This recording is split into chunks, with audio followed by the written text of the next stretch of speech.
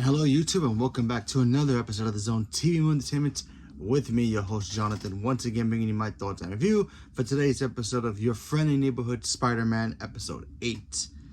Now, from the last episode, and spoilers if you have not caught up, Spider-Man got beat. Spider-Man got beat bad, and he was in rough shape.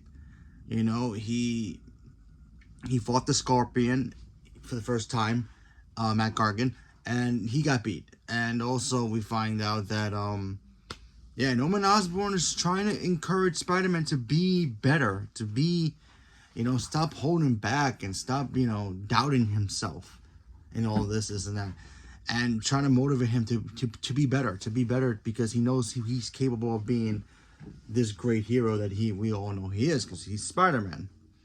We also get to see Lonnie deal with his new family, the gang stuff, and he's now more motivated to help the family capture Matt Gargan and stop him themselves, because he's with them now full on 100% more committed than he was before.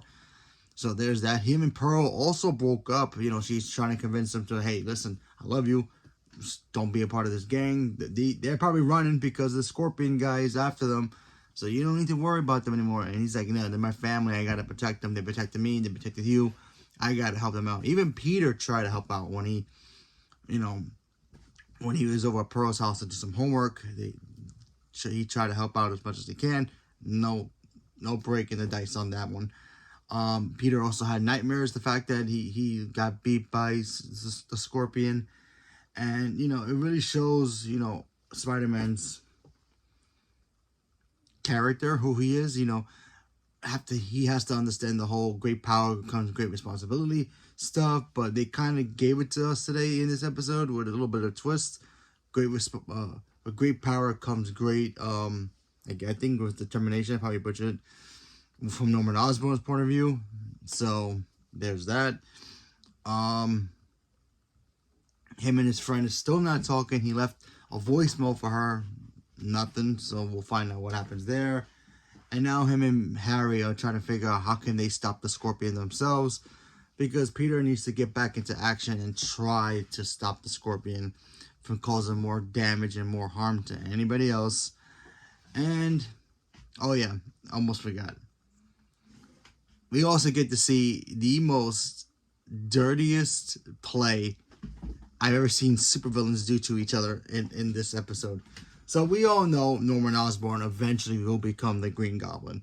Right now he's obsessed with trying to find out where Otto Octavius is and try to stop him.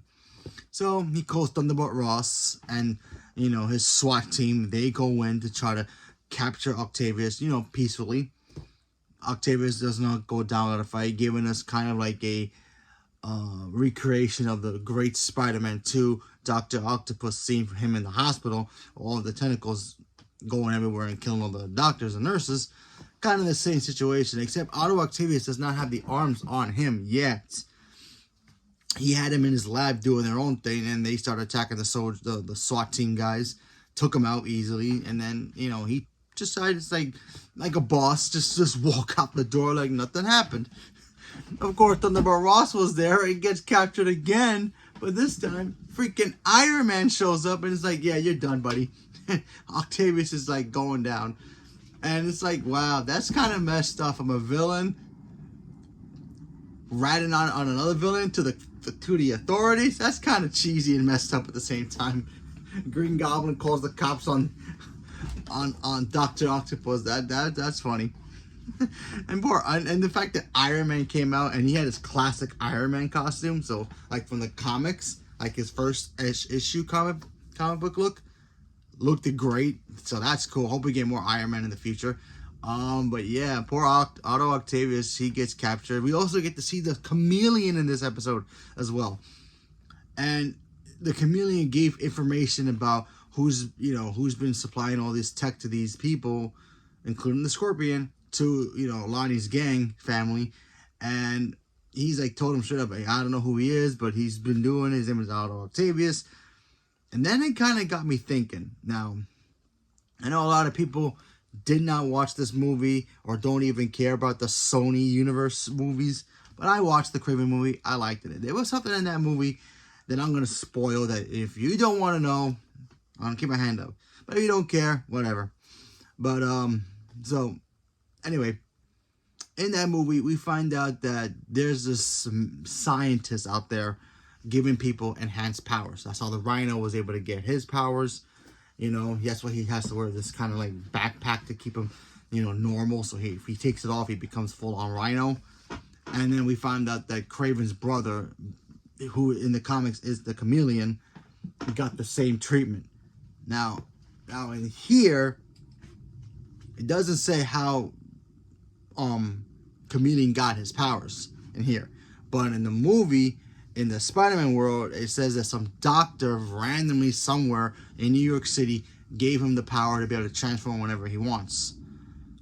So, and I was thinking, oh, could they have maybe think about maybe getting Dr. Octavius as a future standalone villain for their own Spider-Verse movie?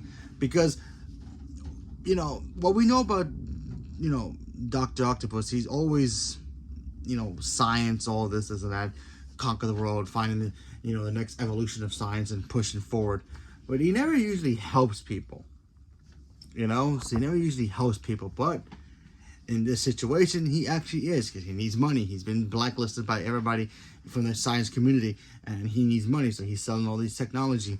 So what if Sony was gonna do that in their universe, in their live action universe? I thought that would have been cool. I thought that was interesting that they kind of had like a mirror image of like what Sony was actually gonna do. Maybe not. Who knows? But I thought it was interesting. But that's just me. So leave a comment below. Let me know what you guys thought about this episode. And are you guys enjoying this new Spider-Man cartoon?